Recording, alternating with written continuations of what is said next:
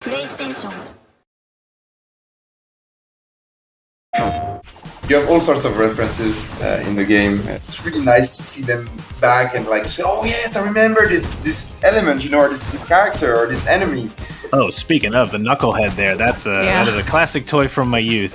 That's something we never saw in any of the games. Something that we remember the toys, but haven't seen them as enemies. So it's something new. We have some nice surprises for the players.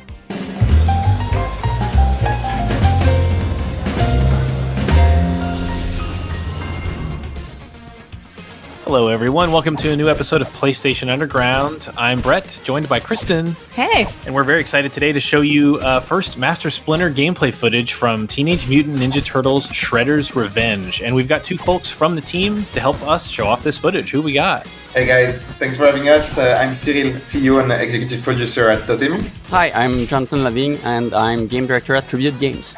And we are taking a look here today at some pre-recorded footage. What are we going to see today while we're looking at Splinter footage? We're going to see Master Splinter show off his moves. And I wanted to tell that how much I'm excited about having Splinter in the game, because that's kind of a dream I had since I was a kid, to be able to play as Master Splinter. We almost never saw how he fights. We had a glimpse of it in the 80s animated series, but never in any of the games. So yeah, I'm really happy to have him part of our game. It's exciting to finally see this character in action, and also just to be playing as that, because I mean, I know we had earlier, April was revealed, obviously you can fight as the Turtles, but seeing Master Splinter in action feels like something very special. Yeah, people were a bit expecting that, of course, but also because it was in the announcement trailer. And already in the announcement trailer, he's so badass. He's such a great character, you know, super efficient and very calm at the same time. The guys at Tribute did a really awesome job integrating this character into this fast action game. We wanted to make a character that looks like a master in martial arts. Yeah. Like he's really mastering ninjutsu, and he's showing off his techniques. He's not necessarily the stronger character, even though he's really strong, and he's strong because of his techniques, but he's not necessarily the faster, but he has a lot to show off. I love this like tornado kick move that's happening. Yeah.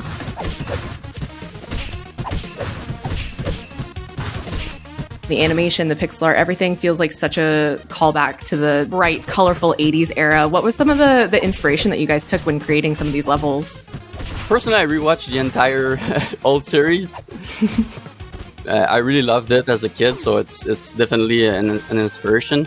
We also all played the arcade games as well. Of course. So we really wanted the game to be as faithful as possible to those memories we had as a kid playing those games. Yeah. You can see it with the visual style of the game. It's really close to the old series. The backgrounds almost look hand painted, even though it's pixel art. And the character sprites also very close to the character of the series. Mm-hmm. So yeah, that's what we were aiming for. We're going to jump ahead here a little bit and take a look at footage with 3 players. We got Don and Raph joining. But again, you can just see like all these beautiful animation touches and throwing the characters at the screen, also right out of the arcade game, the second one. A lot of cool homages there. And I loved, there was one quick move that Splinter did where he actually bites with his mouth. And I don't know if this is an intentional reference, but I remember that bite from the opening to the 80s cartoon when he's like chopping all of the wood blocks and he like goes left and right, front and back, and then you're like, how's he going to get the one in front? And Chomp bites the block in front. Yeah, that move isn't there, actually, so it's something that I'm sure people will be glad to see. Is that a Genghis Frog reference on the standee? Yeah, the punk frogs are in the game. That's really cool. You have all sorts of references in the game. It's really a pleasure to revisit because, unlike Jonathan, I didn't rewatch the whole series on my side, but so I forgot some elements, and it's really nice to see them back and like say, oh yes, I remember this element, or this character or this enemy. Speaking of the knucklehead, there, that is a classic toy from my youth. Exactly.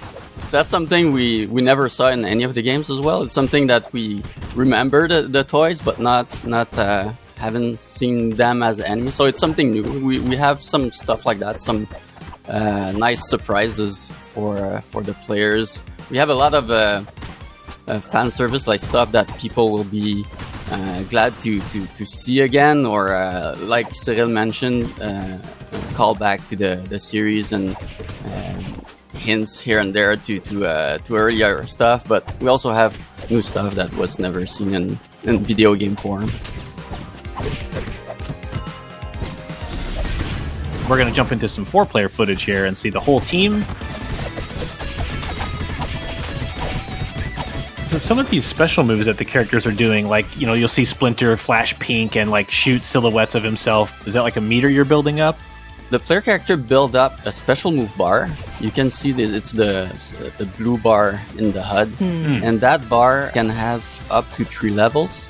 And when you have 1 level filled up, you can use it to do a special attack. There are 3 different special attacks that each of the players can do. When it's entirely filled up, the 3rd level, you can use it to do 3 different special attacks, or you can empty the entire bar in one go and activate the radical mode, and the player character becomes in the zone and becomes stronger for a little while. So yeah, that's what it's about. Love it.